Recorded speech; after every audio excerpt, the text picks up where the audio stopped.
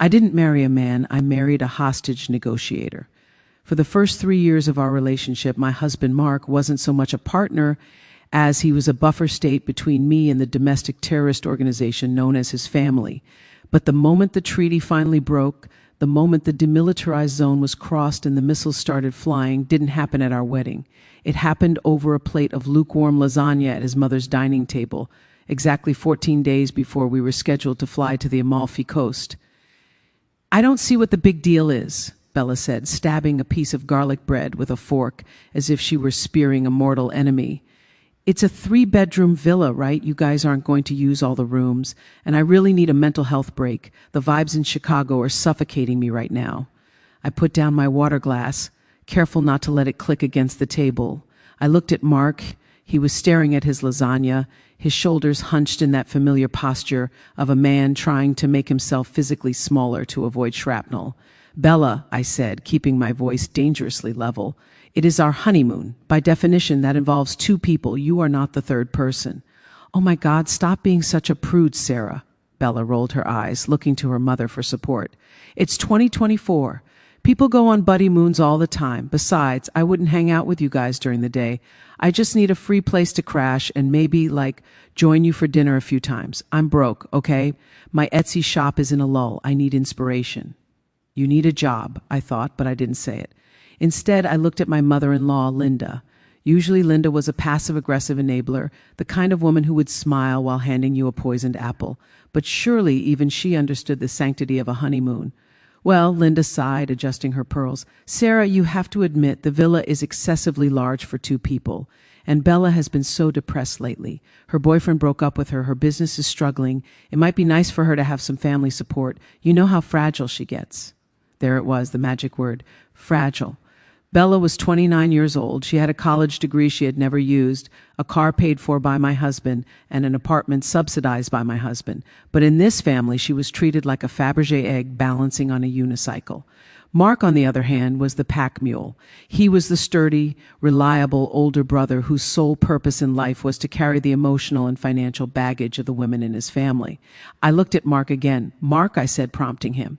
This was the part where he was supposed to say, "Mom, Bella, that's insane." No.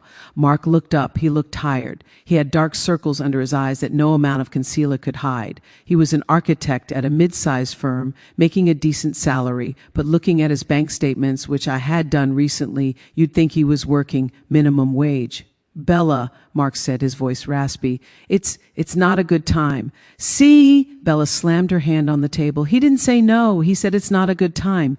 That means he wants me there, but you are making him say that." She pointed a manicured finger at me. "You've always tried to isolate him. You're obsessed with controlling him." The irony was so thick I could have cut it with a knife. I wasn't controlling Mark. I was the only thing standing between him and total insolvency. "I'm not isolating him," I said, picking up my napkin. "I'm marrying him, and part of marriage is having private time. If you want to go to Italy, Bella, you are welcome to book a flight and a hotel, but you are not staying in our villa." "It's Mark's villa," she shrieked. "He paid for it. If he wants his sister there, he can have his sister there. It's his money." The table went silent. This was the narrative they all believed they believe. Mark was the golden goose. They believed he was rolling in cash, funding their lifestyles out of the abundance of his success. They didn't know the truth. They didn't know that Mark's credit cards were maxed out. They didn't know that the loan he gave Bella for her car last year was actually money he borrowed from his 401k. And they certainly didn't know that the 30,000 honeymoon to the Amalfi Coast, the villa, the first-class flights, the private boat tour, hadn't cost Mark a single penny. It was paid for by me. I'm Sarah Jenkins. To Mark's family, I'm an administrative assistant at a tech company. That's what I told them when we met, mostly because I wanted to avoid exactly this kind of situation. I didn't want to be the ATM. In reality, I'm a crisis management consultant for high net worth individuals. When a CEO tweets something stupid or a celebrity gets caught in a scandal, I'm the one they call to scrub the internet and spin the narrative. I make in a month what Mark makes in a year. I own 3 properties. My portfolio is diversified, aggressive, and entirely separate from Mark's. I had kept my wealth quiet because I wanted to be loved for me, not my net worth. But looking at Bella's entitled face, I realized that my silence had created a monster. "Actually," Mark said, his voice barely a whisper. "What?" Bella snapped. "Speak up, Mark. God, she's really castrated you, hasn't she?" Mark stood up. The chair scraped loudly against the hardwood floor.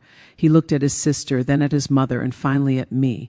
I saw something flicker in his eyes. It wasn't fear, it was exhaustion, the kind of exhaustion that comes right before a collapse or an explosion. I said, "No," Mark said louder this time. "You are not coming on the honeymoon, Bella, and you are not coming over for dinner next week, and you are not asking me for rent money this month." Bella's jaw dropped. Linda gasped. "Mark, she's your sister. How can you be so cruel? She's struggling." "She's struggling because she's almost 30 and refuses to get a job," Mark shouted, his face turning red. "And I'm struggling because I've been carrying her for 10 years. Do you know why I look so tired, Mom? Do you? Because I work 60 hours a week and I still have negative $18 in my checking account right now." "Don't be dramatic," Linda scoffed. "You make good money. You bought that lovely engagement ring. You booked this trip." Mark let out a laugh. It was a dry, hysterical sound. "The ring, I'm still paying interest on the ring. And the trip, the honeymoon," he pointed at me, "Sarah paid for it, every cent. The villa isn't mine, Bella, it's hers. The flights are hers. The dinners you want to crash, she's buying them. I can't even afford to buy you an airport sandwich." The silence that followed was different from the earlier silence. This was the silence of a worldview shattering. Bella looked at me, her eyes wide, reassessing my outfit, my bag, my shoes. She was doing the math, realizing she had miscalculated the power dynamics of the entire relationship. You paid?" Bella stammered, looking at me with a mix of confusion and disgust. "So what? You're rich. Why didn't you say anything?" "Because," I said, standing up and smoothing my skirt, "money changes people, clearly." "Well," Bella huffed, recovering her audacity with impressive speed, "if Sarah paid for it, then it's even less of a big deal. She can afford to bring me along. Come on, Sarah, don't be a mean girl.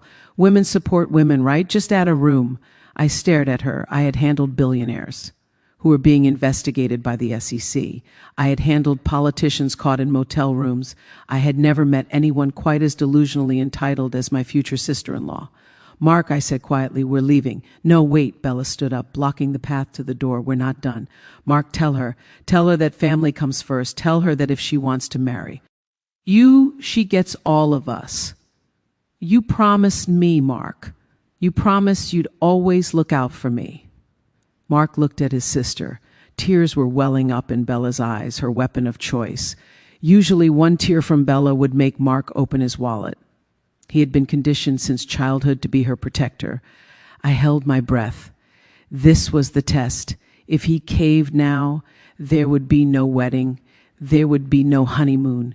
There would just be me walking away. Mark looked at the tears. Then he looked at me. And then he did something he had never done before. "I did promise to look out for you," Mark said, his voice shaking, "and I failed. I failed because looking out for you meant crippling myself. It meant lying to the woman I love about my finances. It meant drowning in debt so you could play artist and influencer without ever doing a day's work." "I work hard," Bella sobbed. "You curate vibes, Bella," Mark yelled. "That is not a job, and I'm done paying for it. Sarah isn't taking you on the honeymoon, and neither am I. In fact," he reached into his pocket and pulled out a key. It was the key to his apartment, our apartment, that he had given Bella for emergencies. "Give me the car key," Mark said. "What?" Bella froze. "The Honda," Mark said. "The lease is in my name. The insurance is in my name. I pay for it. Give me the key." "You can't take my car. How will I get around?" "Take the bus," Mark said coldly, "like I did for 3 years while I was saving up for a down payment I never got to make because Mom needed a new roof and you needed a gap year in Bali." "Mom," Bella wailed, turning to Linda. "Stop him." "Mark Anthony," Linda stood up, her face purple. "If you take that car from your sister, don't you dare come to Christmas. You are hurting this family over money, over a woman." "I'm hurting this family?" Mark laughed again. "Mom, you've been eating your young for years. You just didn't notice because I never screamed when you took a bite." He held out his hand. "The key, Bella, or I report it stolen." Bella looked at him with pure hatred. She reached into her purse, grabbed the key fob, and threw it at his face. It hit him on the cheek, leaving a red mark. "I hate you," she screamed. "I hope she cheats on you. I hope you die alone. You're selfish. You've always been selfish." Mark bent down, picked up the key, and put it in his pocket. He didn't look back at her. He walked over to me, took my hand, and squeezed it so hard his knuckles turned white. "Let's go," he said. We walked out of the house to the sound of Bella screaming and Linda throwing dishes in the sink. We got into my car, my Audi, which they thought was a company car, and drove in silence for 10 minutes. Mark was shaking. I could feel the tremors radiating off him. He had just severed the umbilical cord that had been strangling him for 3 decades. "Are you okay?" I asked softly. "No," he said, staring out the window. "I feel sick." "You did the right thing." "Did I?" He looked at me, his eyes filled with panic. "They're my family, Sarah. I just cut them off. Bella is going to spiral. Mom is going to badmouth us to everyone in town." "Let them," I said. "They were drowning you, Mark. You just finally decided to swim." He took a deep breath. "I'm sorry about the honeymoon thing. I should have shut it down immediately. I shouldn't have let it get that far." "It's okay. You shut it down in the end." "Yeah," he rubbed his face. "So they know now. They know you have money." "They do. That's going to make things worse, isn't it?" "Oh, absolutely," I said grimly. "Now they're not just angry, they're greedy. We just turned off the tap, but they know there's a reservoir behind it. Bella won't stop. She'll escalate." "What do you mean?" "I mean, people like Bella don't accept no. They view boundaries as challenges. She demanded to go on the honeymoon because she wanted to assert dominance. Now that she's been humiliated and stripped of her car, she's going to try to burn the wedding down." Mark closed his eyes. "I just want to marry you. I just want peace." "We'll get peace," I promised. "But first we have to win the war." I didn't tell Mark then, but I had already started preparations. The moment Bella had demanded to join the trip, I had texted my assistant. I had security on standby for the wedding. I had locked down our vendor list with passwords, and I had pulled a background check on Bella's struggling Etsy business. Because in my line of work, you never wait for the scandal to hit. You identify the threat, and you neutralize it. Mark thought the worst was over because he had stood up for himself. He didn't realize that for a narcissist like Bella, the rejection was just the opening act. She wasn't crying because her feelings were hurt. She was crying because she was plotting. And 14 days before the wedding, the plotting began in earnest. It started small. A text message from a bridesmaid the next morning. "Hey, Sarah, just checking. Bella DM'd me saying the bachelorette party theme changed to slumber party and asking for the Airbnb address. I thought we were doing the winery tour." I stared at the phone. Bella wasn't even a bridesmaid. I hadn't invited her to the bachelorette party. She was trying to crash that too. I texted back, "Ignore her. Theme is the same. Bella is not invited. Do not give her the address." Then came the call from the caterer. "Hi, Sarah. This is Chef Mike. I just wanted to confirm the changes to the menu." "What changes?" "Oh, your sister-in-law called. She said you wanted to switch the filet mignon to a vegan pasta option to save budget, and that we should cut the open bar to beer and wine only." My blood ran cold. She was trying to sabotage the wedding to make it look cheap, to punish Mark for cutting her off. She wanted to embarrass us. "No changes, Mike," I said, my voice icy. "In fact, add a password to the account, Amalfi. Nobody makes changes without that word. And if Bella calls again, tell her the budget just doubled." I hung up. I looked at Mark, who was sitting at the kitchen table, staring at his pile of bills. Bills I was about to pay off for him as a wedding gift, though he didn't know it yet. "Mark," I said, "we need to talk about your sister." "What did she do now?" "She's trying to cancel the steak," I said, "but that's not the problem. The problem is that she thinks she still has access. She thinks this is a game." "I'll call her." Mark stood up. "No," I said, "you've done your part. You drew the line. Now I'm going to dig the trench." "What are you going to do?" "I'm going to make sure that when she tries to ruin our wedding, she ruins herself instead." I didn't tell him my plan. He was too soft. He still loved her, but I loved him enough to be the villain he needed. I went to my office and opened my laptop. I pulled up the dossier I had started on Bella. Isabella Vance, unemployed. Debt, $45,000. Social media handles Bella Vibes, Bella Lives. I started scrolling through her Instagram. It was a curated feed of luxury she couldn't afford. Photos of her in the Range Rover Mark paid for. Photos of her in my apartment, which she must have taken when she cat sat for us 6 months ago, tagged as my sanctuary. And then I saw it, a post from 3 days ago, a photo of a diamond bracelet, caption, "New bling, treat yourself." Boss babe, I recognized that bracelet. It wasn't hers. It was an heirloom from Mark's grandmother, a bracelet that was supposed to go to Mark's wife. Mark had told me it was lost when they cleared out his grandma's house. She hadn't lost it. She had stolen it, and she was stupid enough to post it on Instagram. I screenshotted the post. The honeymoon demand was just the tip of the iceberg. Bella had been robbing this family blind for years, and Mark had been too guilt-ridden to see it. Well, the guilt trip ended today. I picked up my phone and called my lawyer. "James, it's Sarah. I need a favor. I need you to draft a cease and desist. And do we have any contacts at the pawn shops in downtown Chicago? I have a feeling I need to recover some family property before the wedding." The wedding was in 2 weeks. Bella wanted to go to Italy. The only place she was going was to a precinct. The next 48 hours were a masterclass in forensic accounting and psychological warfare. While Mark was busy grieving the living death of his relationship with his family, I was busy ensuring they couldn't resurrect it to kill us both. I started with the bracelet. I needed verification. I couldn't just accuse my future sister-in-law of grand larceny based on a blurry Instagram filter, even if my gut told me I was right. I called Mark's Aunt Joan.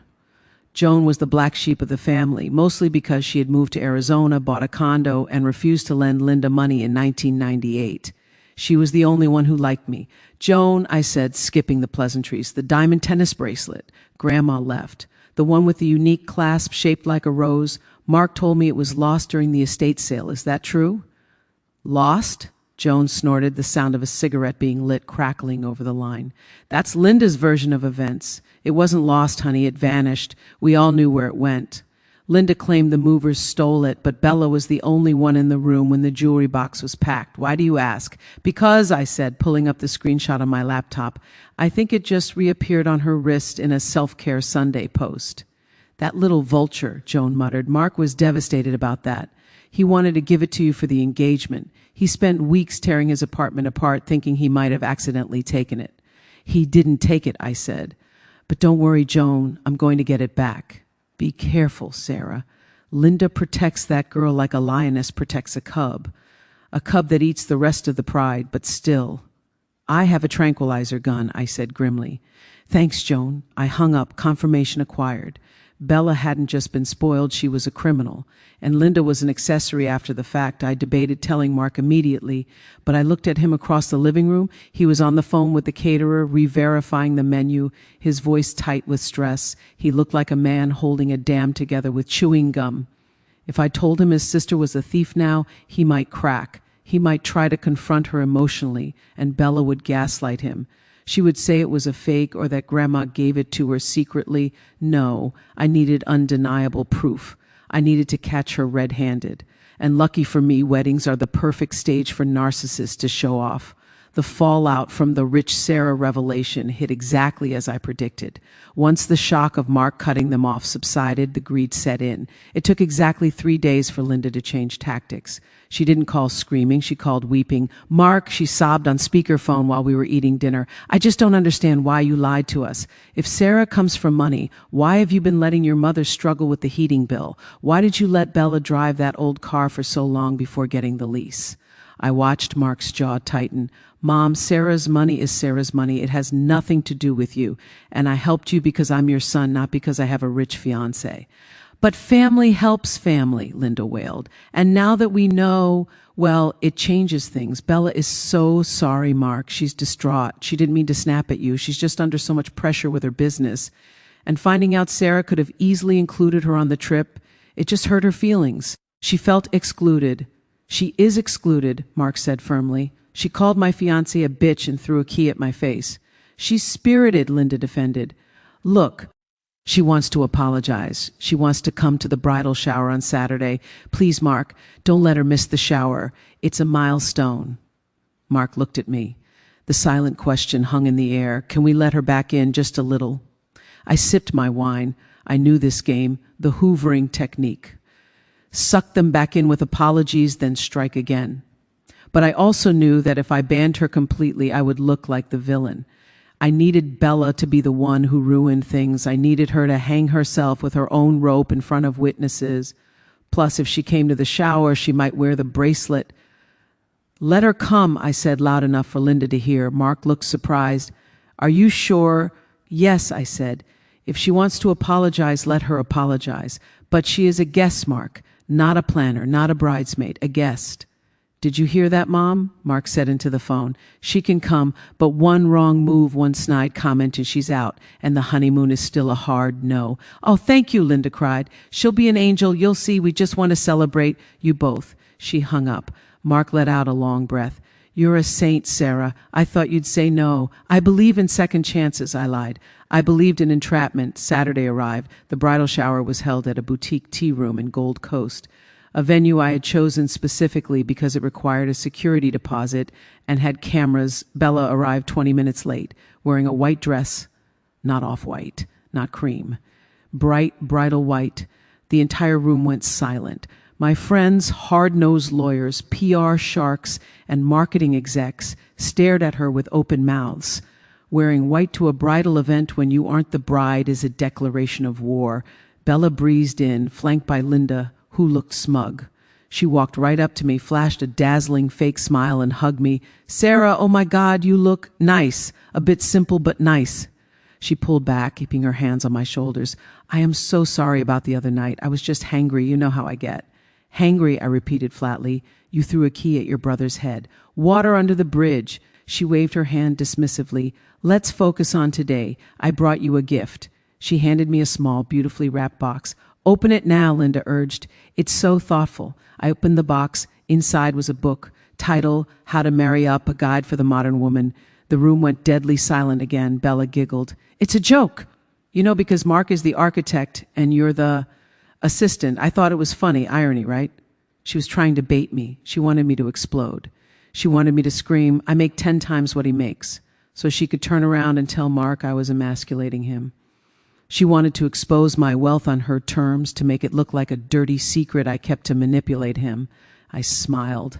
It was my boardroom smile, the one I used right before I fired a negligent CEO. "Thank you, Bella," I said, handing the book to my maid of honor. "I actually love comedy. It'll go great in the guest bathroom." Bella's smile faltered. She hadn't gotten the reaction she wanted. "So," she said, looking around the room, "this place is fancy. Mark must have really stretched his credit card for this, huh? Or did you dip into your little savings?" "The bill is covered," I said. "Champagne?" I moved away, circulating the room, but I kept my eyes on her. She was drinking heavily, mimosa after mimosa, and she wasn't wearing the bracelet. Her wrists were bare. Smart girl, she knew better than to wear stolen goods to a room full of witnesses, or so I thought. An hour later, I went to the restroom. As I was washing my hands, the door opened. Bella stumbled in. "You think you're better than me," she slurred, leaning against the sink. "I think I'm soberer than you," I corrected, drying my hands. "You're not fooling anyone," she spat, her face twisting into a sneer. "Mark told Mo everything about your money. You think you can buy him? You think because you paid for a stupid trip to Italy, you own him?" "I don't own him, Bella. I love him. There's a difference. You wouldn't recognize it because you treat him like a debit card." "He's my brother," she screamed, her voice echoing off the tiles. "He promised to take care of me, and you came in with your fancy suits and your boundaries, and you turned him against us. But it won't last." She took a step closer, invading my space. "I'm going on that honeymoon," she whispered. "Mark will cave. He always caves. I'll cry. I'll threaten to hurt myself. I'll tell him Mom is sick. I have a million ways to break him. And when I'm sitting by the pool..." She sounded different, scared. "Scared of what?" "She said she owes money, bad money, to some loan sharks or something. She said if she doesn't come up with 10 grand by the wedding, they're going to hurt her." I narrowed my eyes. "And let me guess, she wants you to pay it." "She asked for a loan." She was crying, Sarah, hysterically. "She said she'd do anything. She even offered to sign over her car title, the one I paid for." "Mark," I said gently, "there are no loan sharks. This is the crisis strategy. When anger doesn't work and guilt doesn't work, they manufacture an emergency." "But what if it's real?" Mark's voice cracked. "What if I say no and she gets hurt? I couldn't live with myself." "Did she show you proof? A text? A threatening note? No, she just said she was terrified. It's a lie, I said. She wants the money to book her own trip to Italy. She's trying to crash the honeymoon, Mark. She tried to change our flight tickets today. Mark looked at me. What? I didn't want to stress you out, but she called my travel agent pretending to be me. She tried to downgrade our seats to buy herself a ticket with the refund. Mark's face went from worried to horrified. She impersonated you. Yes, I have the recording. I played it for him. Bella's voice, shrill and demanding, screaming at the agent. I'm the bride, just do it. I need that third seat. Mark listened to the whole thing. He didn't speak. He just stared at the phone. She's not in debt, Mark whispered. She's insane. She's obsessed, I corrected. She can't handle losing control over you. This isn't about Italy. It's about proving she can still force you to bend. Mark stood up. He walked to the window and looked out at the Chicago skyline. I'm done, he said. I'm actually done. She's not coming to the wedding. Mark, no, he turned around. She impersonated you. She tried to steal from you. She's dangerous, Sarah. I'm uninviting her. If you uninvite her now, I said, thinking strategically, she will show up anyway. She will cause a scene at the church. She will scream at the door. It will be a spectacle. So what do? Let her sit there and smirk? No, I smiled. We let her come. We let her think she's won. And we handle it at the rehearsal dinner. Why the rehearsal dinner? Because that's when Linda is giving her speech, I said. And I have a feeling we're going to need a microphone to set the record straight. The rehearsal dinner was held in the private room of a steakhouse downtown. It was supposed to be intimate wedding party and immediate family only. Bella was there. She was quiet, subdued. She thought her loan shark lie was still working on Mark, or at least that she had confused him enough to buy time. She didn't know I had played the tape. She sat next to Linda, whispering. I saw them glancing at me, their eyes cold. They were planning something. Halfway through the dinner, Linda tapped her glass. I'd like to say a few words, she announced. She stood up, holding a glass of red wine. To my son, Mark, the rock of our family. Everyone clapped politely. Mark has always been generous, Linda continued, her voice trembling with manufactured emotion. He has sacrificed so much for us, and we are so happy he found Sarah. She paused, looking at me with a smile that didn't reach her eyes. Even if Sarah has different priorities than we do, we know that money changes people, but we hope that Mark never forgets where he came from.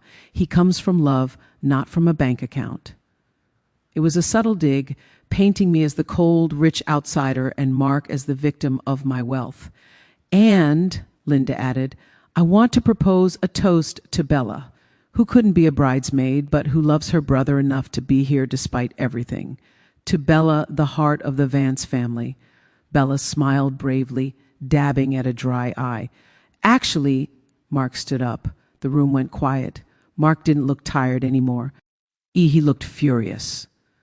I'd like to say something too, Mark said, about Bella. Linda looked confused. Mark? Mark looked at his sister. Bella, did you bring the loan sharks with you tonight? Bella froze. What? The loan sharks, Mark repeated loud enough for the back of the room to hear. The ones you told me were going to break your legs if I didn't give you $10,000 yesterday. Are they here? Or are they hanging out with the travel agent you screamed at when you tried to steal Sarah's plane ticket? A gasp rippled through the room. My parents looked shocked.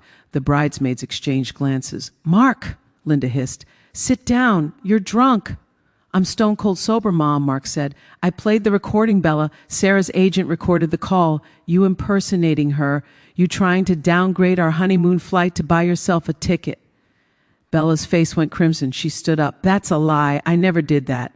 Sarah is making it up. She's using AI or something. She hates me. It's on tape, Bella, Mark said. And so is the lie about the loan sharks. I checked with your landlord. You're not behind on rent. I checked your credit. You have zero debt besides what you owe me. You made it up to scam me out of 10 grand before the wedding. I needed it for, Bella stammered, looking for an exit. For what? Mark asked. For another bracelet? I stepped forward then. I pulled out my phone and projected the Instagram screenshot onto the TV screen behind the head table. There it was. Bella's wrist. The diamond bracelet. That's Grandma's bracelet, Mark said, his voice breaking. The one you helped me look for. The one you swore the movers stole. You watched me cry over that heirloom, Bella. You hugged me while I cried, and you had it in your jewelry box the whole time. The silence in the room was absolute. It was the silence of a family being vivisected in public. Linda looked at the screen, then at Bella. For the first time, she couldn't defend her. The evidence was 10 feet tall and high definition. "You stole from me," Mark said. "You stole from Grandma, and you tried to steal my honeymoon." Bella looked around the room. Everyone was staring at her with disgust. "I just wanted to look nice. I deserve nice things too. Why does she get everything?" She pointed at me, screaming, "She has millions. She doesn't need Grandma's bracelet. She can buy 100 of them. It's not fair." "It's not yours," I said calmly. "It belongs to the family. And since you've proven you're not family, you're a parasite, I'm going to need it back." "Or what?" Bella sneered. "You'll sue me?" "No," I said. "I'll press charges: grand larceny, identity fraud, attempted wire fraud. My lawyer drafted the complaint this morning. It's sitting on the table in the hallway." Bella looked at the door. "You have two choices," I said. "Option A, you return the bracelet tonight, you leave this dinner, and you do not show up at the wedding. If you do that, I won't file the papers." "And option B," she whispered. "Option B," Mark answered. "You stay, and Sarah calls the police right now, and I testify against you." Bella looked at Mark. She looked for the weakness, the hesitation. But the brother she had manipulated for decades was gone. In his place was a husband protecting his wife. "Mom," Bella pleaded. Linda sat down heavily in her chair. She looked defeated. "Give it back, Bella," she whispered. "But Mom, give it back," Linda shouted, slamming her hand on the table. You embarrassed us. You lied to me. You said you bought it with your Etsy money." Bella stared at her mother. Even her enabler had tapped out. Slowly, furiously, Bella reached into her purse. She pulled out the bracelet. She slammed it onto the table. "Fine," she hissed. "Take it. It's ugly anyway." She grabbed her purse. "I hope you're happy, Mark. You chose her. Don't come crying to me when she leaves you for someone in her tax B racket." She stormed out. The room was quiet for a long time. Then Mark picked up the bracelet. He walked over to me and clasped it around my wrist. "It fits," he said softly. "It does," I said. Mark turned to the room. "Sorry about the drama, everyone, but the trash just took itself out. Can we get some more wine?" The room erupted in applause. My dad clapped Mark on the back. My friends cheered. I looked at my wrist. The diamonds sparkled under the steakhouse lights. We had won the battle. Bella was gone. The bracelet was reclaimed. But as I watched Linda sipping her wine, her eyes darting nervously around the room, I knew one thing: a narcissist never disappears quietly. Bella had been humiliated publicly. She had lost her funding and her status. She wasn't going to go home and cry. She was going to go home and plan something nuclear, and the wedding was only 24 hours away. The night before my wedding should have been spent drinking champagne with my bridesmaids and dreaming about the future. Instead, it was spent in a command center I had set up in the hotel suite, reviewing security protocols with the head of the private protection firm I had hired. We have 2 men at the front entrance, one at the service dock and one roaming the perimeter, the security chief, a man named Henderson who looked like he ate concrete for breakfast, told me. "We have a photo of Isabella Vance. If she steps foot on the property, she will be intercepted and removed quietly." "I don't care about quietly, Henderson," I said, looking at the floor plan of the venue. "I care about effectively. She's desperate. She's been humiliated. A narcissist in a shame spiral is the most dangerous animal on earth. She won't just try to walk in the front door. She'll try something theatrical." Mark was sitting on the edge of the bed, watching me. He looked like a man who had just survived a plane crash only to realize he was stranded on a desert island. "Do we really need all this?" he asked softly after Henderson left.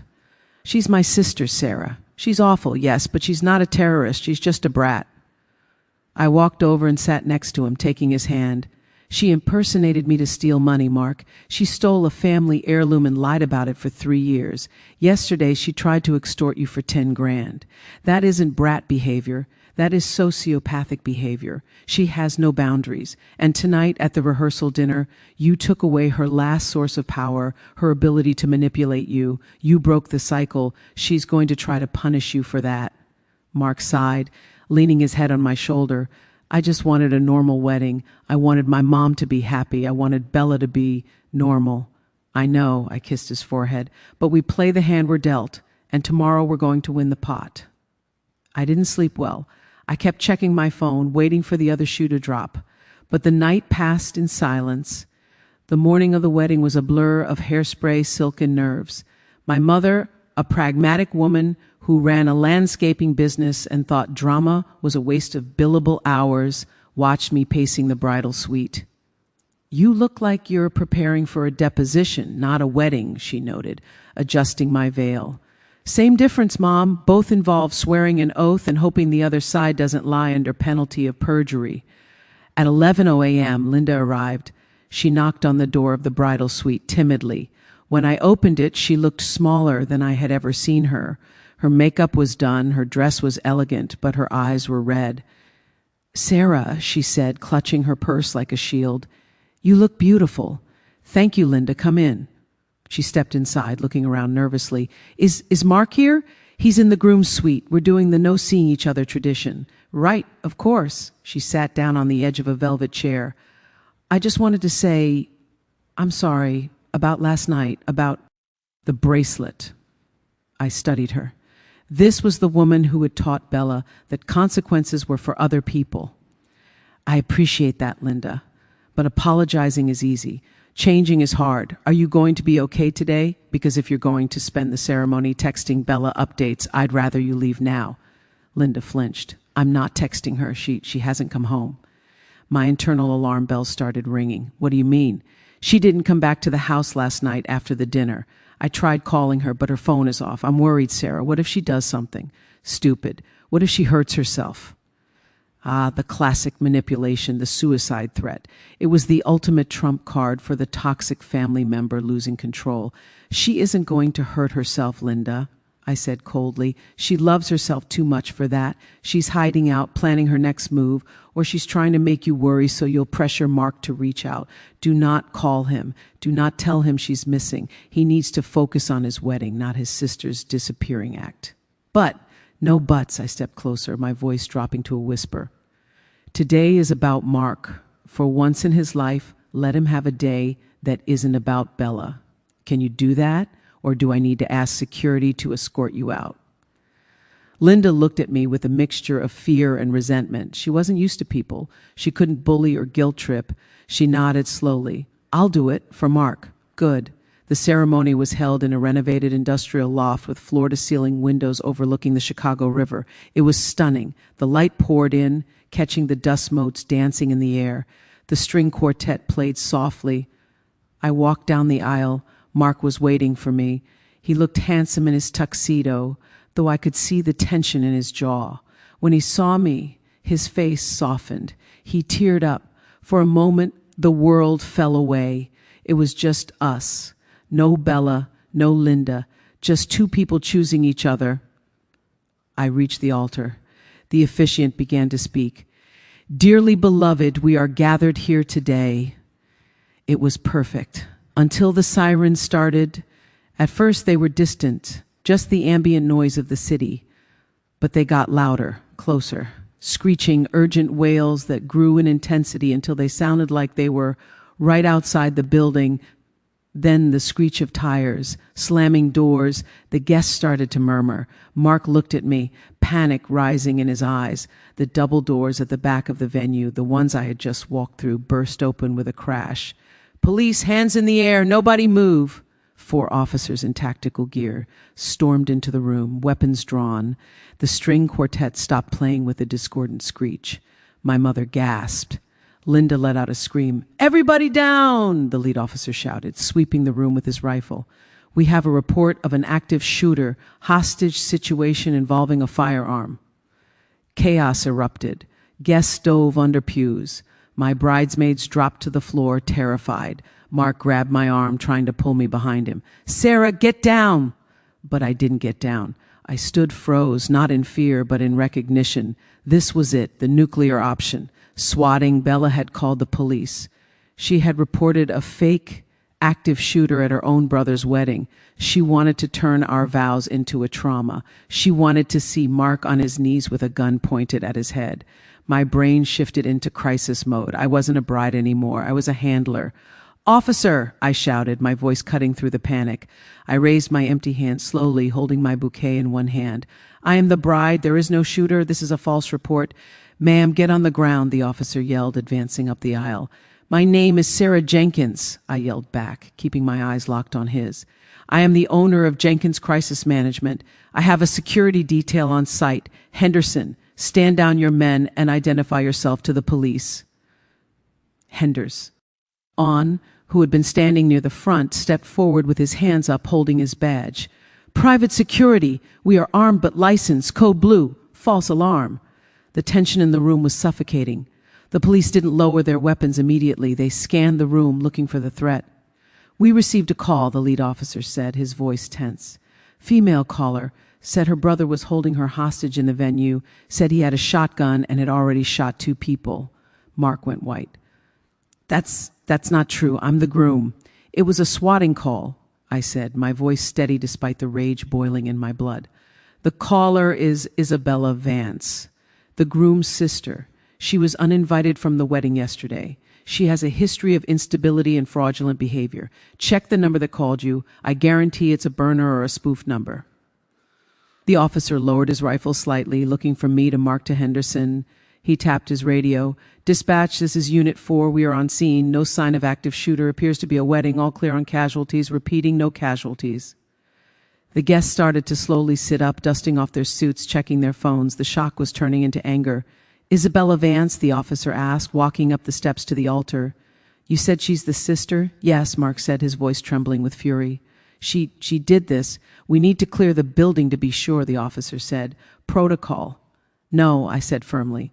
You do not need to clear the building. You have eyes. This is a wedding. My security team has been monitoring the perimeter for 4 hours. There is no shooter. If you evacuate us, you give the perpetrator exactly what she wants. She wants to ruin this ceremony. I looked at the officer. She is likely nearby. Swatters often watch to see the chaos they cause. Check the parking lot. Look for a silver Honda Civic, license plate starting with K7. The officer looked at me with respect. You seem to know a lot about this, ma'am. I manage crises for a living, officer, and I know my sister-in-law. He spoke into his radio again. Dispatch, have perimeter units check for a silver Honda Civic. Possible suspect watching the scene. 10 minutes later, while the guests were still recovering and the police were taking statements, the radio crackled. Unit 2 to Unit 4, we have the vehicle, southwest corner of the lot. Female suspect inside. She's filming the venue with her phone. Detain her, the lead officer commanded. Mark closed his eyes. Tears leaked out. She's here. She's watching. She wanted to see the police drag you out, I said softly. She wanted to see the wedding stop. Is she going to be arrested? Linda asked, standing up from the front row, looking horrified. Sarah, you can't let them arrest her. It's a misunderstanding. She was just pranking you. A prank? I spun on my heel to face Linda. She called in an active shooter, Linda. Police came in here with assault rifles. Someone could have been killed. If Mark had reached for his pocket to get the ring, they might have shot him. That is not a prank. That is domestic terrorism. She needs help, Linda wailed. She's sick. She needs a lawyer, the officer said grimly. Filing a false report of a mass shooting, that's a felony. And since she wasted police resources and endangered the public, we're charging her with everything we can. Good, Mark said. Linda looked at her son. Mark? Let them take her, Mark said, his voice hard as granite. I hope they deny bail. The officer nodded. We'll handle the suspect. You folks try to salvage your day. The police left. The doors closed. The room was silent. The air was sucked out of the celebration. How do you go back to vows after a SWAT team raids your wedding? The officiant looked terrified. Shall we reschedule? I looked at Mark. He looked broken. The joy was gone. Bella had succeeded. She had turned our wedding into a crime scene. No, I said. I grabbed the microphone from the stand. Everyone, I said, my voice echoing through the loft. I apologize for the interruption. My sister-in-law has always had a flair for the dramatic, but she forgot one thing. I looked at Mark. She forgot that we don't negotiate with terrorists, and we certainly don't let them dictate our schedule. I turned to the string quartet. Play the entry music again from the top. The cellist looked confused, but he lifted his bow. The music started. Mark, I took his hands. Look at me, not at the doors, at me. He focused on my eyes. She ruined it, Sarah. She interrupted it. I corrected. She didn't ruin it unless we stop. If we stop, she wins. If we get married right now in the middle of the wreckage with our adrenaline spiking and your mother crying, we win. We prove that nothing she does can stop us. Mark took a deep breath. He nodded. You're right. I promise, I whispered, to love you, cherish you, and defend you from your psychotic family for as long as we both shall live. Mark let out a laugh. It was a wet, shaky laugh, but it was real.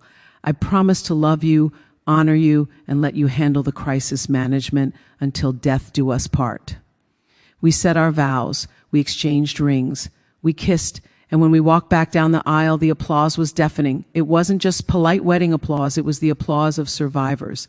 It was a riot of support. As we exited the venue to get into our limo, we saw the police cruiser. Bella was in the back seat, handcuffed. She was screaming, banging her head against the window. When she saw us, me in my dress, Mark holding my hand, she stopped screaming and just stared. Mark didn't look away. He stopped. He walked up to the cruiser window. Bella's eyes were wild. "Mark, help me. Tell them it was a joke. Mark." Mark leaned down.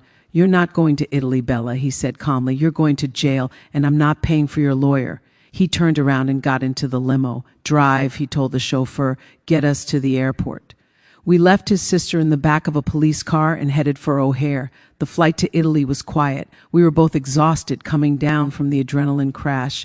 We drank champagne in first-class seats Bella had tried to steal and didn't speak much. But as we landed in Naples and took the private boat to the Amalfi Coast, the reality set in. "She's going to need bail," Mark said, staring at the blue water. "Linda will pay it," I said. "She'll mortgage her house if she has to." "And then what? Bella will be out. She'll be furious. She's facing a felony, Sarah. She's going to blame us." "She can blame us all she wants," I said. From a distance, I filed a restraining order before we took off. "My lawyer is serving it to her in her cell." "You think a piece of paper will stop her?" "No," I admitted, "but what I found on her laptop might." Mark looked at me. "What laptop?" "I didn't tell you." I sipped my espresso while Bella was at the rehearsal dinner getting humiliated. I had Henderson run a digital trace on her. "Not hacking," I lied smoothly, "just public record aggregation. But we found something interesting linked to her IP address." "What?" "Bella hasn't just been scamming you, Mark. She's been running a fake charity scam on Instagram, help save the koalas or something, collecting donations to a PayPal account linked to her bank." Mark dropped his head in his hands. "Oh my God, it's wire fraud," I said. "Federal, the swatting charge is bad. But charity fraud, that's prison time, real prison time. Did you turn her in?" "Not yet," I said. "I'm saving it." "Saving it for what?" "Leverage," I said. "Linda's going to bail her out. Bella's going to try to retaliate. And when she does, I'm going to give her a choice: leave us alone forever, move to another state and disappear, or I send the charity fraud file to the FBI. Mark looked at me with a mixture of awe and fear. "You really have everything planned out." "I told you," I smiled, leaning back in the boat as the colorful cliffs of Positano came into view. "I don't lose." The honeymoon was beautiful. We ate pasta, we swam in the Mediterranean, we made love with the windows open. For 10 days, we pretended Bella didn't exist. But on the 11th day, the phone rang. It wasn't Linda, it wasn't Bella, it was my lawyer. "Sarah," James said, his voice tight, "we have a problem." "What is it? Did Bella make bail?" "She did. Linda put up her house. But that's not the problem. Bella didn't go home." "Where is she?" "She cleared out Linda's bank account, joint account apparently, and she took the car. But she didn't run away." "Where is she, James?" "She's at your office," James said. "She broke into your office in Chicago. Security caught her, but not before she accessed your server." My blood froze. My server, my client files, the sensitive secrets of billionaires and politicians. If Bella leaked any of that, my career would be over. My firm would be sued into oblivion. "Did she take anything?" "She downloaded a file," James said. "One file. And she left a note on your desk. Read it. Enjoy Italy. I'll see you in court. But not for my crimes, for yours." I hung up the phone. Mark looked at me. "What happened?" "She escalated," I said, standing up and starting to pack. "We have to go back. Now we have 3 days left. We have to go back now, Mark. She broke into my firm. She stole data." "What data?" "I don't know," I lied. I knew exactly what she might have found. There was one file on that server that wasn't strictly by the book, a leverage file I kept on a corrupt senator. If Bella released that, I wouldn't just lose my license. I might go to prison. Bella had found the one thing I cared about more than money, my reputation. "She wants a trade," I said, zipping my suitcase. "She wants me to drop the charges and give her money in exchange for her silence." "We can't negotiate with her," Mark said. "You said we don't negotiate with terrorists." "We don't," I said, my eyes cold. "We destroy them." I picked up my phone and called Henderson. Meet me at O'Hare, I said, and bring the special kit. Bella Vance just made the biggest mistake of her life. She didn't just attack my family, she attacked my business. Mark watched me. He saw the shift. I wasn't his wife anymore. I was the crisis manager. What are you going to do? He asked. I'm going to end this, I said, permanently. The flight back to Chicago was long. I spent it planning. Bella thought she had leverage. She thought she had a smoking gun, but she forgot that I was the one who manufactured the bullets. She wanted a war. She was going to get an apocalypse. The flight back to Chicago felt like a funeral procession at 30,000 feet. Mark stared out the window at the endless gray clouds, his hand gripping a plastic cup of scotch so tight the plastic was turning white. He wasn't mourning his sister anymore. He was mourning the reality he had tried to construct where everyone could be saved. I didn't interrupt him. I was busy on the encrypted satellite Wi-Fi coordinating a war council. We landed at O'Hare at 4:00 a.m. Henderson was waiting at the private terminal, looking like a monolith in a trench coat. He didn't offer condolences on the ruined honeymoon. He just opened the door of the armored SUV. Status, I said, sliding into the back seat. We swept the office, Henderson said, his voice gravelly. She smashed a window on the 4th floor. Fire escape entry, amateur hour, but effective. She bypassed the alarm by cutting the hard line. She knew where the server room was. Mark showed her the office last year, I said, glancing at my husband. He flinched. She took one external hard drive, Henderson continued, the red drive. I closed MYIs, the red drive. It wasn't connected to the network. It was my physical backup for level 5 clients, the ones who paid a premium for off-grid crisis management. It contained the dirty laundry of 3 senators, a tech billionaire, and a foreign diplomat. If Bella cracked the encryption on that drive, she held the power to topple governments. Has she made contact? I asked. Not yet. But Linda has been blowing up your office line. She says Bella is negotiating. Negotiating, Mark scoffed, a bitter sound. That's a nice word for blackmail. We drove straight to my office in the Loop. The shattered window had been boarded up, but the glass was still scattered on the carpet like diamonds. Seeing my sanctuary violated by that petty, entitled girl sparked a rage in me that was colder and sharper than anything I had felt at the wedding. The wedding was personal. This was professional. You don't touch my business. I sat at my desk, booted up my primary terminal, and waited. At 6:00 a.m., my personal cell phone rang. An unknown number. I put it on speaker. Mark stood behind me, his hand on my shoulder. Hello, Bella, I said. Welcome back from Italy, Bella's voice chirped. She sounded manic, high on adrenaline and delusion. Did you have a nice swim? I hear the Amalfi Coast is lovely this time of year. Expensive, though. Cut the small talk, I said. You have my property. You have committed corporate espionage, burglary, and grand larceny. You are currently in violation of your bail conditions. Do you want to add federal blackmail to the list? I don't care about lists, Bella screamed, the chirp vanishing instantly. I care about fairness. You ruined my life, Sarah. You humiliated me in front of everyone. You had me arrested at the wedding. You turned my brother against me. You did that yourself, Mark said, leaning toward the phone. Oh, shut up, Mark, Bella snapped. You're just her lapdog. But guess what? I have the leash now. I have the red drive. I know a guy, old boyfriend from college. He's in it. He says he can crack this encryption in about 48 hours, maybe less. She was bluffing about the time frame, that encryption was military grade, but she wasn't bluffing about the intent. What do you want? I asked. I want $500,000, Bella said. Cash, non-sequential bills like in the movies, and I want you to drop all the charges, the theft, the swatting, the fraud, everything. You sign a waiver of non-prosecution. And if I don't, then I leak the drive. I dump it on the dark web. I send it to TMZ. I don't know what's on it, but given how panicked your security guard looked, it's juicy. Maybe it destroys your firm. Maybe it puts you in jail. Either way, if I go down, I'm taking your precious career with me. I looked at Henderson. He was tracing the call. He held up 3 fingers. 3 minutes to get a lock. 500,000 is a lot of money, Bella, I said, stalling. I need time to liquidate assets. You have 24 hours, she said. Meet me tomorrow at noon. The old steel mill parking lot in Gary. Come alone. If I see cops, I upload the data. My boyfriend set up a dead man switch. If I don't enter a code, it publishes automatically.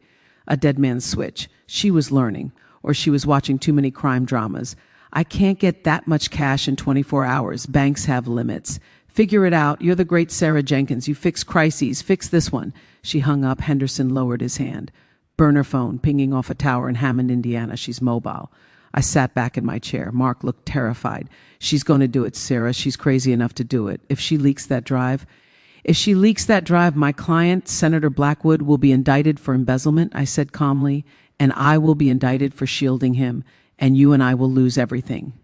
So we pay her? Mark asked. No, I stood up. We don't pay her, because if we pay her once, she'll come back next month for another payment. Blackmailers never stop. They just raise the rent. Then what do? We change the narrative, I said. Bella thinks she stole a weapon. She doesn't realize she stole a radioactive isotope. She's holding something that makes her a target for people much scarier than the police. Who? My clients, I said. I didn't actually call Senator Blackwood. That would be suicide. Instead, I called the FBI, but not the local precinct. I called the cyber division agent I had worked with on a previous case, Agent Miller, Sarah Miller's namesake, ironically.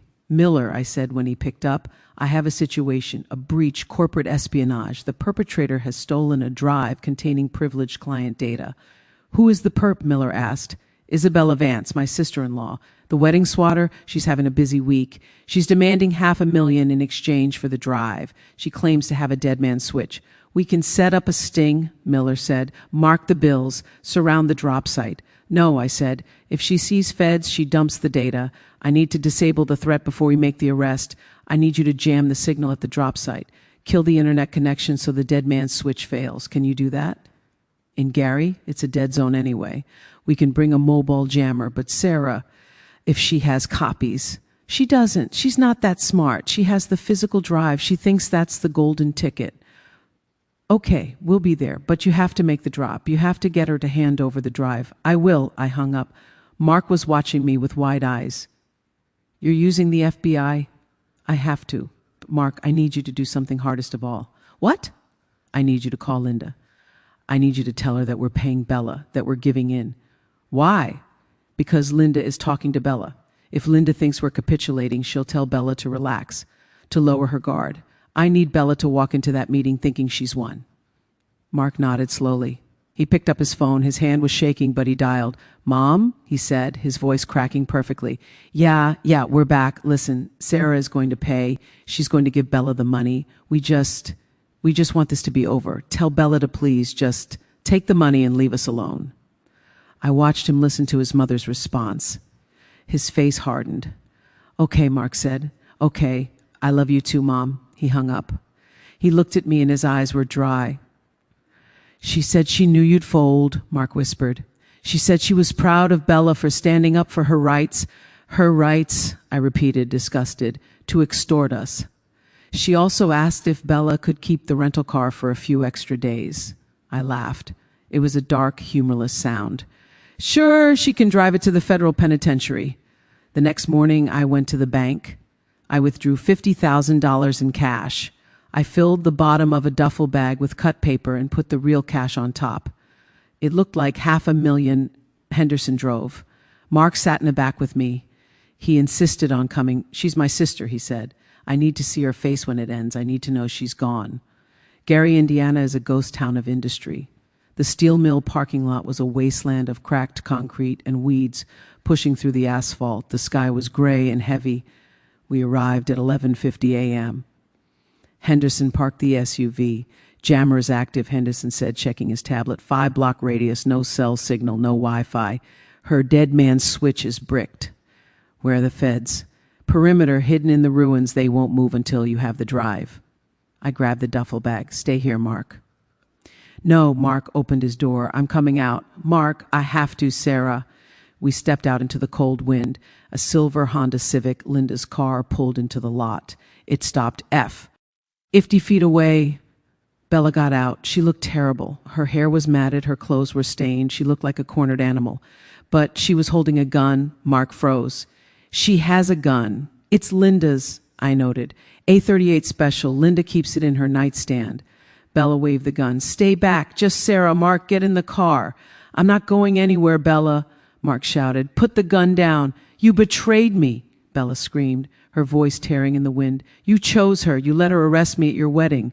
You called a SWAT team on us, Mark yelled back, stepping in front of me. You're insane, Bella. Look at you. You're holding a gun in a parking lot in Gary. Is this the vibes you wanted? Is this the influencer lifestyle? Shut up. She fired a shot into the air. The crack was deafening. Mark flinched, but he didn't retreat. I have the money, I shouted, holding up the bag. $500,000. It's right here. Where is the drive? Bella reached into the car with her free hand and pulled out the red hard drive. She held it up. Give me the bag first. Trade, I yelled. Halfway. Bella hesitated. She looked at the bag. Greed warred with paranoia in her eyes. Greed won. She walked forward. I walked forward. Mark stayed at my flank. We met in the middle of the desolation. You ruined everything, Bella hissed at me, her eyes darting to the bag. You did this to yourself, I said. You could have had a brother. You could have had a family. Instead, you wanted a payday. I deserve it, she spat. I deserve compensation for dealing with you people. She snatched the bag from my hand. It was heavy. She grinned. Give me the drive, Bella, Mark said. She threw the drive at his feet. It skittered across the concrete. There, she laughed. It's encrypted anyway. Good luck. She turned to run back to her car. Bella, I said. She stopped and looked back. Check your phone, she frowned. She pulled her phone out of her pocket. She tapped the screen. No signal, she muttered. What? Why is there no signal? Because we jammed it, I said. Your dead man switch didn't trigger, and it never will. Panic flared in her eyes. You bitch! She raised the gun. Before she could aim, a loudspeaker boomed from the ruins. Federal agents, drop the weapon. Drop it now. Dozens of armed agents emerged from the abandoned buildings, their rifles trained on her. Bella screamed. She looked around wildly. She looked at the gun in her hand. She looked at the feds. Drop it. She dropped the gun. It clattered on the asphalt. She dropped the bag of money. It fell open, revealing the cut paper underneath the top layer of bills. It's fake, she shrieked. They tricked me. It's fake money. Agent Miller sprinted forward, kicking the gun away. Two other agents tackled Bella to the ground. Isabella Vance, you are under arrest for extortion, grand larceny, corporate espionage, and possession of a firearm during the commission of a felony. Mark! Bella screamed as they cuffed her, her face pressed into the dirt. Mark, help me! They're hurting me! Mark! Mark picked up the red hard drive. He dusted it off. He looked at his sister, who was thrashing and wailing like a banshee. He walked over to where she was pinned. Mark, please, she begged, tears streaming down her face mixed with grit. I'm sorry, tell them to stop. Mark looked down at her. I can't help you, Bella, he said, his voice void of emotion. I don't negotiate with terrorists. He turned his back on her. He walked back to the SUV, handed the drive to Henderson, and got in the car. I watched them drag her into a federal van. She was still screaming my name. I got in the car beside Mark. He was staring straight ahead. It's over, I said. Is it? He asked. Linda's going to lose her mind. Linda is next, I said. What? The gun, I said. Bella used Linda's gun. Did Linda report it stolen? No. Then Linda provided a firearm to a fugitive who had just skipped bail. That makes her an accessory to armed extortion. Mark closed his eyes.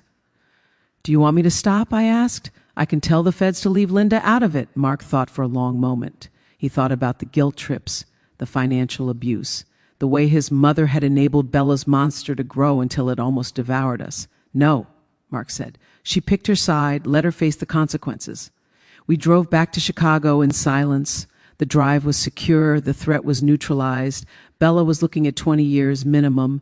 The federal charges were distinct from the state charges. She was buried, but as we pulled up to our apartment, my phone rang. It was James, my lawyer. Sarah, he said, we have the drive back? Yes. Bella is in custody. Good, because I just got a call from Senator Blackwood's office. My stomach dropped. Does he know? He knows there was a breach. He doesn't know the drive was recovered yet. He's displeased. He's threatening to terminate the contract and sue for negligence. I'll handle him, I said. I'll deliver the drive personally. Be careful, Sarah. Blackwood isn't like Bella. He doesn't scream. He just removes problems. I hung up. I looked at Mark. I have one more fire to put out. The senator? Yes, I'm coming with you. No, Mark, this is dangerous. So is Gary, he said. I'm your husband, Sarah. We're in this together. If he goes after you, he goes after me. I looked at him. The man who couldn't say no to his sister a month ago was now ready to face down a corrupt senator. Okay, I said, let's go see the senator. We drove to Blackwood's estate in Lake Forest. It was a fortress of limestone and iron. Security let us in. They knew my car. Senator Blackwood was waiting in his library. He was a man of 60 with silver hair and eyes like shark glass. Mrs. Vance, he said, not standing up, I hear you've had a chaotic week. It's resolved, Senator, I said, placing the red drive on his mahogany desk. The breach was contained. The perpetrator is in federal custody. The data was never accessed. He looked at the drive. Then he looked at me. You hired a security firm that failed to stop a break-in by a disgruntled relative. He said smoothly, that doesn't inspire confidence, Sarah. It was a targeted attack, I said, but the response was flawless. The data is safe. Your secrets are safe. Are they? He stood up. How do I know you didn't make a copy just in case you needed leverage someday? Because I'm not stupid, Senator. I know that leverage against you has a short shelf life. He smiled. It wasn't a nice smile. True, but now you're a liability. Your family drama has attracted FBI attention. I don't like FBI attention. The FBI thinks it was a simple extortion case, I said. They don't know what was on the drive. I told them it was proprietary algorithms for my firm. They didn't look. You lied to the FBI for me. I managed the crisis. I corrected. That's what you pay me for. He studied me for a long time. Then he looked at Mark, who was standing stoically by the door. And him, the husband, can he be trusted? Mark stepped forward. I just watched my sister get arrested by federal agents because she touched that drive. I sent my mother's gun to the police lab. I don't care about your secrets, Senator. I just care about my wife. And if anyone threatens her again, I won't call the FBI. I'll handle it myself. Blackwood raised an eyebrow. He laughed softly. Loyalty, he said, rare commodity. He picked up the drive and dropped it into a shredder beside his desk. The crunch of metal and plastic filled the room. We're done, Sarah, he said. Contract terminated. I can't have drama near my operation, but I appreciate the cleanup. You'll receive your final retainer and a bonus. I don't want a bonus, I said. I want a referral. Tell your friend I handled this. Tell them I kept the vault closed even when my own house was burning. I will, he nodded. Now get out. We walked out of the estate. We got into the car. I leaned my head back against the seat and closed my eyes. We lost the client, I said. We kept our freedom, Mark said, and we kept each other. True. So Mark started the car. We still have 3 days of honeymoon left, technically. I opened one eye. You want to go back to Italy? No, he said. I want to go home. I want to order pizza. I want to turn off our phones. And I want to sleep for a week. That, I smiled, sounds like the perfect honeymoon. Epilogue 6 months later. The federal courthouse was cold. I sat in the back row. Mark sat beside me. Bella was in an orange jumpsuit. She looked thinner. Her hair was dull. The vibes were gone. Isabella Vance, the judge read. On the charges of grand larceny, wire fraud, extortion, and cyberstalking, I sentence you to 15 years in federal prison. Bella didn't scream this time. She just cried, quietly. She looked back at the gallery. She looked for Linda, but Linda wasn't there. Linda was currently serving a 2-year sentence for accessory to a felony, the gun, and obstruction of justice trying to hide the car. Bella looked at Mark. She mouthed the word, please. Mark looked at her. He didn't smile. He didn't frown. He just nodded, a final acknowledgement of a shared past that was now dead. He stood up. Let's go, Sarah. We walked out into the Chicago sunlight. My phone rang. It was a new client, a tech CEO whose mistress was threatening to leak photos. Sarah Jenkins, I answered, switching into professional mode. Crisis management. Mark took my hand. I squeezed it. The crisis was managed. The family was purged, and for the first time in my life, I wasn't just fixing someone else's story. I was writing my own. They say silence is golden, but in my industry, silence is just a vacuum waiting to be filled by a louder narrative. For 18 months, the silence from the federal penitentiary in Terre Haute had been blissful. Mark and I had rebuilt our lives on the scorched earth of his family history. We bought a brownstone in Lincoln Park. I expanded my firm, taking on international clients. Mark started his own boutique architecture studio, free from the financial drain of his mother and sister. We were happy. We were boring. We were safe, or so I thought. The piece ended on a Tuesday morning in November. I was 6 months pregnant, sitting in my office reviewing a press release for a tech CEO who had accidentally tweeted a slur when my assistant Jessica walked in. She looked pale. She held an iPad like it was a bomb. Sarah, she said, her voice trembling, you need to see this. What is it? Did the CEO tweet again? No, it's Netflix. She set the iPad on my desk. It was paused on a trailer for a new true crime docuseries. The title was splashed across the screen in bold, jagged red letters, The Sister-in-Law, A Web of Lies. My stomach dropped. I pressed play. The trailer opened with a slow-motion shot of Bella, looking angelic in a white dress, not the wedding dress, but close. She was sitting in a prison interview room wearing a jumpsuit, but the lighting made her look like a martyr in a Renaissance painting. Soft, melancholic piano music played in the background. "I just wanted to be part of the family," Bella's voiceover said, cracking with emotion. "I loved my brother, I loved his fiancée, but I didn't know she was planning to destroy me from day one." Cut to a shot of Linda, looking frail and elderly. She was neither, really, speaking from a different prison facility. "Sarah Jenkins is a monster," Linda whispered. "She has money. She has power. She bought the police. She bought the FBI. And she took my children away from me." Cut to a legal expert, who I recognized as a disgraced former prosecutor who now chased clout on. TikTok. The evidence against Isabella Vance was circumstantial at best. The SWAT call? Traceable to a burner phone, sure. But who planted the phone? The crisis manager who knows exactly how to manipulate a narrative. The trailer ended with a close-up of Bella's tear-stained face. "I'm not a criminal," she sobbed. "I'm a victim of a woman who needed a villain to make herself the hero." I stared at the black screen. The view count was already at 3 million. "It drops Friday," Jessica whispered. "All 8 episodes." I felt the blood rushing in my ears. It wasn't fear, it was the cold, hard realization that I had made a strategic error. I had assumed that putting Bella in prison removed her from the board. I forgot that in 2026, prison isn't an exile, it's a content studio.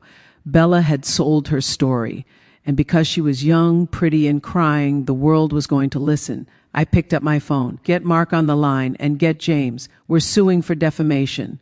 "We can't sue yet," James said when he arrived an hour later, looking grim. "The documentary is framed as her truth.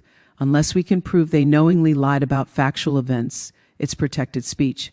And Bella is smart. She's framing everything as her perception. She felt threatened. She believed you were setting her up." "She claimed I swatted my own wedding," I said, pointing at the screen. "That is a factual lie." "Can you prove you didn't?" James asked gently. "To a jury of public opinion?" "Sarah, you're a crisis manager. You know how this works. You're rich, successful, and cold. She's the poor, struggling sister who made mistakes but didn't deserve 15 years. The optics are terrible. So I just let them air a hit piece?" "We can try an injunction," James said, "but that just draws more attention to it. The Streisand effect." I looked at Mark. He was staring at the floor, his face gray. "She's never going to stop," Mark whispered. "Even from a cage, she's haunting us." "She wants a reaction," I said, my mind racing. "She wants us to look defensive. If I sue, I look like a bully silencing a victim. If I stay silent, I look guilty. So what do we do?" "We don't fight the story," I said, standing up. "We change the genre. Bella thinks she's starring in a tragedy about a wrongful conviction. I'm going to turn it into an expose about a con artist." "How?" "I need the unedited footage," I said. The documentary crew interviewed her for hours. They interviewed Linda. They likely interviewed her old friends. I need to know what she said that didn't make the final cut. Netflix won't give you the raw tapes. "No," I smiled tightly, "but I know the producer, Marcus Thorne." Mark froze. "The lawyer? David's lawyer from the other case?" "No, different guy. Marcus Thorne is a freelance producer. He did a piece on one of my clients years ago. He's a mercenary. He doesn't care about truth. He cares about the highest bidder. If Bella sold him the rights, she promised him a bombshell. I need to give him a bigger one." I called Marcus Thorne. He agreed to meet, but not at my office. He wanted neutral ground, a coffee shop in the West Loop. He walked in looking disheveled and smug. He knew he had a hit on his hands. "Sarah Jenkins," he grinned. "You're looking pregnant. Congratulations. I assume you're not here to pitch a nursery makeover show." "I saw the trailer, Marcus," I said, sliding a manila envelope across the table. "It's very well edited. You almost made her look human." "She is human, Sarah. A flawed, desperate human who got crushed by a steamroller. That's a good story." "It's a fiction," I said, "and you know it. You saw the court transcripts. You know about the charity fraud. You know about the gun." "The audience doesn't care about legal technicalities," Marcus shrugged. "They care about emotion. And Bella gives great face. She cries on cue. She talks about her childhood trauma. It's compelling television." "How Did you pay her?" "I didn't pay her a dime. Son of Sam laws. She can't profit from her crimes. But I did pay for her legal defense fund rights, a loophole. I'm not here to sue you, Marcus, I said. I'm here to offer you a sequel. He raised an eyebrow. I'm listening. Bella is playing the victim, but what if the audience found out that while she was filming your documentary, she was running a new scam from inside the prison? Marcus leaned forward. What scam? I have a contact inside Terre Haute, I lied. I didn't yet, but I would by the end of the day. Bella has been soliciting fan mail donations, small amounts, commissary money, but she's funneling it to a crypto account managed by an ex-boyfriend on the outside. She's raising money to flee the country if she gets parole. Can you prove it? I can get you the logs, I said, but in exchange, I want the raw tapes.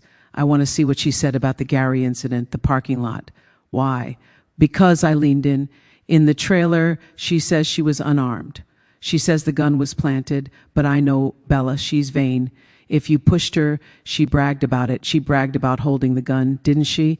Marcus hesitated. He was a storyteller, and he knew a better twist when he heard one. The wrongfully accused angle was played out. The sociopath who fooled the documentary crew angle, that was Emmy material. She did, Marcus admitted softly. Off the record, she laughed about it. She said the gun made her feel like a god. She said she wished she had pulled the trigger. You have that on tape? Yes, but I cut it. It ruined the sympathy arc. Put it back in, I said. Recut the last episode. Show the world who she really is. If you do that, I give you the crypto trail. You get to break the story that she's scamming her own supporters. Marcus thought about it. He tapped his fingers on the table. I need the logs first, he said. Done. I left the coffee shop with a deal. Now I just needed to manufacture the leverage I had promised. I didn't actually know about a crypto scam. It was a hunch. Bella was a grifter. Grifters don't stop grifting just because they're incarcerated. They adapt. I called Henderson. I need a forensic audit of Bella Vance's commissary account and visitation logs for the last 6 months. Fast. You think she's running something? I know she is. She hired a high-profile appellate lawyer last month. Linda's broke. Mark isn't paying. Where is the money coming from? Henderson did what he did best. He dug. 24 hours later, he had the answer. It wasn't crypto. It was romance scams. Bella had 7 fiancés, 7 men she had met through a prison pen pal website. She was writing them love letters, identical letters, Xeroxed in the prison library, promising to marry them when she got out. Each of them was sending her the maximum monthly allowance, and one of them, a lonely retiree in Florida, had just remortgaged his house to pay her lawyer's retainer. It was repulsive. It was classic Bella. I sent the file to Marcus. Subject, the fiancé fraud. Attachment, letters, deposit logs, victim list. Marcus replied 3 minutes later. Holy S. This is gold. Friday came. The documentary dropped, but it wasn't the version Bella had authorized. Marcus had pulled a Robert Durst. He had re-edited the series in the last 48 hours. The first 6 episodes were the sob story. They built Bella up. They made the audience love her, pity her, hate me. But episode 7 was the turn. Marcus introduced the fiancé fraud. He interviewed the Florida retiree who broke down on camera realizing he had been scammed. And episode 8, it was the kill shot. Marcus played the raw footage of Bella in the interview room. Interviewer, did you mean to hurt them in the parking lot? Bella laughing, checking her nails. I mean, yeah. I wanted to scare them. Sarah looked so smug with that bag of money. When I held at gun, it was a rush. I felt powerful. Honestly, if the feds hadn't shown up, I might have popped a cap in her leg just to see her cry. She never cries. It's annoying. The clip went viral instantly. Bella Vance's Psycho started trending. The free Bella petitions that had started circulating in the morning were deleted by noon. Mark and I watched the finale from our living room. When Bella laughed about shooting me, Mark stood up and walked out of the room. I found him in the nursery, sitting in the rocking chair, staring at the empty crib. She's a monster, he whispered. I share DNA with a monster. You share DNA, I said, rubbing his back. But you don't share a soul. You broke the cycle, Mark. This baby, This baby is going to know love, not manipulation. This baby is going to be safe. The fallout for Bella was catastrophic. The prison administration cited her for running a business, the scams from inside. She lost her commissary privileges.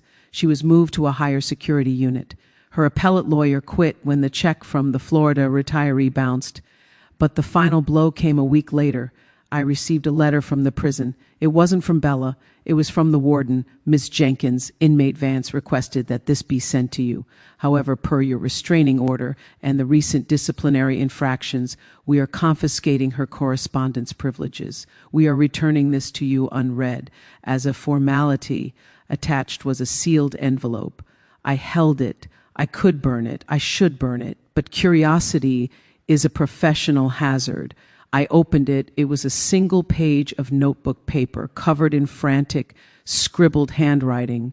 Sarah, you think you won. You think because the TV show turned on me, it's over. But you forgot one thing, the red drive. I lied about giving it back. I made a copy. Not of the whole drive. I couldn't crack it all, but I cracked one file.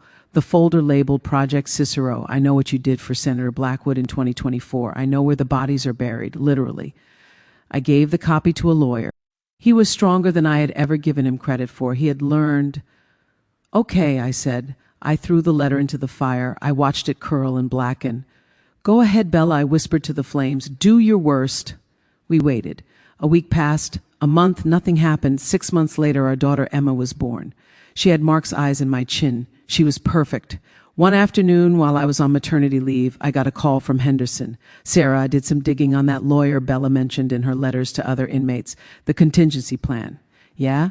He doesn't exist. She was bluffing. She never cracked the drive. The forensic report from the cyber division confirmed the encryption was never broken. She was just guessing names based on news articles she read in the prison library. I laughed until I cried. She had bluffed. She had tried one last con, one last desperate attempt to manipulate fear. And because I had finally chosen truth over secrecy, because I had trusted Mark instead of trying to handle everything alone, her bluff had failed. The fear evaporated. The last hook was gone. I looked out the window at the park across the street where Mark was pushing Emma in a stroller. He stopped to fix her blanket, smiling down at her with pure, unburdened joy. Bella was in a cell, screaming into a void. Linda was in a cell, blaming the world. But we were here. In the light, I closed my laptop. The crisis was managed. The file was closed. And for the first time in my life, I didn't need a contingency plan. I just needed to go for a walk with my family.